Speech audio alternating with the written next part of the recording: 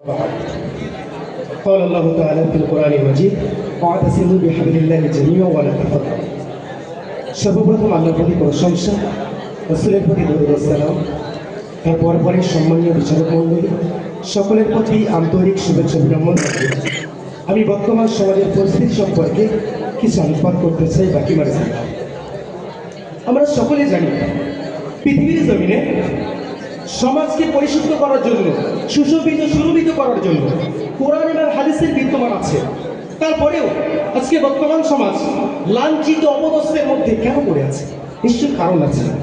আমি 4টি কারণ আপনাদের সামনে উপস্থাপন করতে চাই। প্রথম নম্বর কারণ, আমি জানাতে বলেছি আল্লাহ তাবারক ওয়া তাআলা আয়াতের দ্বারা বুঝিয়েছেন যে মানুষের মধ্যে একবদ্ধের সাথে অবস্থান করা প্রয়োজন। কারণ এই একবদ্ধের মূল্যটা অনেক। অতল সমুদ্র যেমন তার পরিমাণ করা যায় না, ঠিক তেমনই এই একবদ্ধের মূল্যটা। আর এই একবদ্ধটা বিচ্ছিন্ন হচ্ছে সে একটা কারণ, হিসেবে আত্মগরিমা। প্রিয় শ্রোতা মণ্ডলী, আমি বড় আফসোস হয়ে যায় যখন বাবরি মসজিদ ছিনিয়ে নেওয়া হচ্ছে, একদল মুসলমান যখন সেটাকে প্রতিহত করতে যাচ্ছে, আরেকদল মুসলমান বলছে এটা আমাদের দলভুক্ত নয়, আমরা কেন যাব? যখন আমাদের কাছে ওয়াকফ আইনটা আমাদের মাঝে সাব্যস্ত করা হচ্ছে, একটা দল যখন বিদ্রোহ করতে যাচ্ছে, আরেকটা দল বলছে এটা আমাদের দলভুক্ত নয়, আমরা গেলে আমাদের আত্মপরিচয় নষ্ট হতে পারে। প্রিয় শ্রোতা মণ্ডলী, একটা কথা ভেবেছেন যখন সেই বাবরি মসজিদকে ভাঙলো তখন একবার কিন্তু ভাবেনি যে এটা কোনো তাবলীগের মসজিদ, এটা কোনো সুন্নাতুল জামাতের মসজিদ, এটা কোনো বেরেলির মসজিদ। একটাই কথা ভেবেছে এটা হলো মুসলমানের মসজিদ। আপনার খবর থেকে যখন আপনার পিতার লাশ তোলা হবে তখন যারা বলবেন আপনার বেরেলির লাশ, এটা কোনো তাবলীগের লাশ, এটা কোনো সুন্নাতুল জামাত মানুষের লাশ, একটাই পরিচয় বলবে এটা মুসলমানের লাশ। প্রিয় শ্রোতা মণ্ডলী, তারা যখন আমাদেরকে আক্রমণ করার জন্য একটাই পরিচয় বেছে নিয়েছে মুসলমান, আজকে যদি প্রতিহত করার জন্য একটাই পরিচয় বেছে নিতে পারতাম আমরা মুসলমান, তাহলে পৃথিবীর জমিনে আমরা একবদ্ধভাবে এমন শক্তি সঞ্চয় করতে পারতাম যে পৃথিবীর জমিনে তারা নিজেদেরকে রক্ষা কবচ রূপে পৃথিবীর জমিনে এক বিন্দু জায়গা কখনো পেত না। মণ্ডলী, দ্বিতীয় খণ্ডে আমি যেটি খণ্ডিত করেছি সেটা কি জানেন? আমাদের মধ্যে ঈমানের শক্তি নেই। যে শ্রোতা মণ্ডলী, আমরা জানেন একটা অসৎ মানে যে পাত্রটার মধ্যে নোংরা আবর্জনা, তার মধ্যে গোস্ত রাখলে গোস্ত যতই ভালো তারপরে খেতে ইচ্ছা হয় না। আজকে আমাদের মধ্যে জেনা, আজকে ব্যভিচার, মারামারি, রাহাজানি, কাটাকাটি, এর মধ্যে কখনো ইমানি জাগরণ জাগতে পারে না। আজকে আগে তাকওয়ার পোশাক পরিধান করুন এবং কোরআন এবং হাদিসকে তরোয়াল রূপে ধরুন এবং ময়দানে নামুন। রাসূল সাল্লাল্লাহু আলাইহি ওয়াসাল্লাম 313 জন নিয়ে যেমন ময়দানে নেমেছিলেন, রাসূল সাল্লাল্লাহু আলাইহি ওয়াসাল্লামের কাছে বন্দুক ছিল না, কামান ছিল না, কিন্তু পৃথিবীর মধ্যে সবথেকে পাওয়ারফুল শক্তি ঈমান ছিল।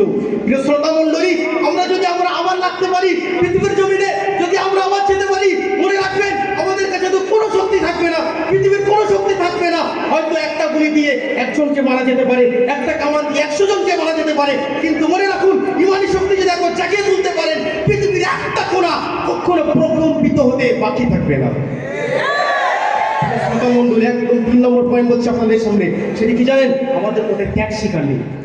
প্রিয় শ্রোতা মণ্ডলী, একটা কথা মনে রাখবেন, রাসূল সাল্লাল্লাহু আলাইহি ওয়াসাল্লাম সে কাফের বেঈমানদের কাছে প্রথম দিকে রাসূল আমার অনেক সম্মানিত ছিলেন, আলামিন ছিলেন, আবু জেহেল, উতবা সাহেব সকলের কাছে ছিলেন। কিন্তু রাসূল যখন তাদের ইসলাম প্রচার করেছেন, আঘাত লেগেছে, রাসূল হচ্ছে সবথেকে বড় শত্রু। প্রিয় শ্রোতা মণ্ডলী, রাসূল চাইলে পারতেন তাদের সেই সমগ্র প্রস্তাবগুলো গ্রহণ করে রাসূল তাদের মধ্যে সম্মানের সাথে অবস্থান করতে, কিন্তু রাসূল কিন্তু অবস্থান করেননি। রাসূল সাল্লাল্লাহু আলাইহি ওয়াসাল্লাম ছোটবেলায় পিতা মাতাকে হারিয়েছেন, সেই রাসূলকে নিয়ে জন্মভূমি থেকে রাসূলকে তাড়িয়ে মদিনা দিয়েছে। তারপরে আল্লাহ তাবারক ওয়া তাআলা সবথেকে বড় জাদা রাসূলকে দিয়েছেন ফাতে মক্কা। প্রিয় শ্রোতা মণ্ডলী, আজকে যদি আমাদের মধ্যে ত্যাগ স্বীকার করতে পারি, আজকে কোরআনের বিরুদ্ধে কথা বলা হচ্ছে, হাদিসের বিরুদ্ধে কথা বলা হচ্ছে, একটা এমএলএ কে বলা হচ্ছে এমএলএ দায়িত্ব চলে যাবে বলে, এমপি দায়িত্ব চলে যাবে বলে, সরকারি দায়িত্ব চলে যাবে বলে ওই কুফরিমূলক কথাটাকে সদরে গ্রহণ করছে। প্রিয় শ্রোতা মণ্ডলী, অথচ পরিচয় তো আমাদের এটা ছিল না। পরিচয় তো আমাদের এটা ছিল একটা মুসলমানের সামনে যখন বলা হবে ভাই তুমি জিহাদে যেও না, তোমার মা আছে, তোমার পরিবার আছে, পরিজন আছে, তুমি জিহাদে যেও না, মুসলমান তখন বলবে ভাই আগে আমি নিজের জানকে কুরবান দিচ্ছিলাম, তুই যখন আমার মাকে স্মরণ করে দিলি, এখন আমি মাকে কুরবান দিচ্ছি, এখন আমার সন্তানকে কুরবান দিচ্ছি, এখন আমার পরিবারকে কুরবান দিচ্ছি। আগে যদি আমার কোরবানির স্পিড 10 থাকতো, তুই যখন বলেছিস তখন আমি এতজনকে কুরবান দিয়ে আমার কোরবানির স্পিড 100 হয়ে যাবে। 4 নম্বর কথা বলছি, যারা আমাদেরকে লিডারশিপ দিচ্ছে তাদের মধ্যে খুলুসিয়াতের অভাব।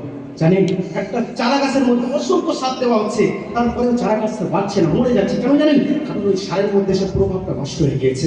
প্রিয় শ্রোতা মণ্ডলী, যারা আজকে আমাদের সামনে আমাদের লিডারশিপ দিতে নেতৃত্ব দিচ্ছে, মায়ের নামে অনেক কথা বলছে, মাকে সম্মান করো, মাকে ইজ্জত করো, অথচ প্রকৃত দেখলে বলে যাবে যে মা তাকে সুন্দরভাবে মানুষ করেছে। তোর অনেক আশা ছিল যে আমার সন্তানটা এমন হবে, আমার সন্তানের একটা পরিবার হবে, আমার স্ত্রী হবে, একটা বৌমা হবে, তার সন্তান সম্পত্তি হবে, তাদেরকে আমি সুন্দরভাবে অবস্থান করবো। অথচ যে বক্তায় যেই নেতৃত্ব দিচ্ছে, সেই বক্তায় দেখেন তাকে বৃদ্ধাশ্রমে রেখে আসছে। শ্রোতা মণ্ডলী, আজকে যারাই বলছে যে তোমাদেরকে যুদ্ধের জন্য ময়দানে যেতে হবে, তোমাদেরকে ইসলাম প্রচার করতে হবে, ইসলামের জন্য জীবন দিতে হবে, রাসূল সাল্লাল্লাহু আলাইহি ওয়াসাল্লাম বলেছিলেন, সাহাবা বলেছিলেন, কিন্তু তারা ছিলেন অর্থাৎ দলের প্রথমে, আপনারা দলের পেছনে বেড়াচ্ছে। শ্রোতা মণ্ডলী, এই লিডারশিপের মধ্যে যদি খুলুসিয়াত না আসে, কখনো আমরা এই জায়গায় এগোতে পারবো না। আমি যে 4টে পয়েন্ট বলেছি, অসংখ্য পয়েন্ট আছে, 4টে পয়েন্ট আপনাদের সামনে উপস্থাপন করেছি। দেখুন, নিজের মধ্যে তাকওয়া জোগাড় করুন, পৃথিবীর কোনো শক্তি আমাদেরকে রুখতে পারবে না। আমাদের সঙ্গে আল্লাহ আছেন, পৃথিবীর কোনো শক্তি রুখতে পারবে না, কারণ সৃষ্টির শক্তি কি হতে পারে? আমাদের সঙ্গে স্রষ্টা আছেন। এই যদি ধারণা রাখতে পারেন, পৃথিবীর কোনো শক্তি ইনশাআল্লাহ আমাদেরকে কখনো উঠতে পারবে না। আসসালামু আলাইকুম ওয়া রাহমাতুল্লাহি ওয়া বারাকাতুহু।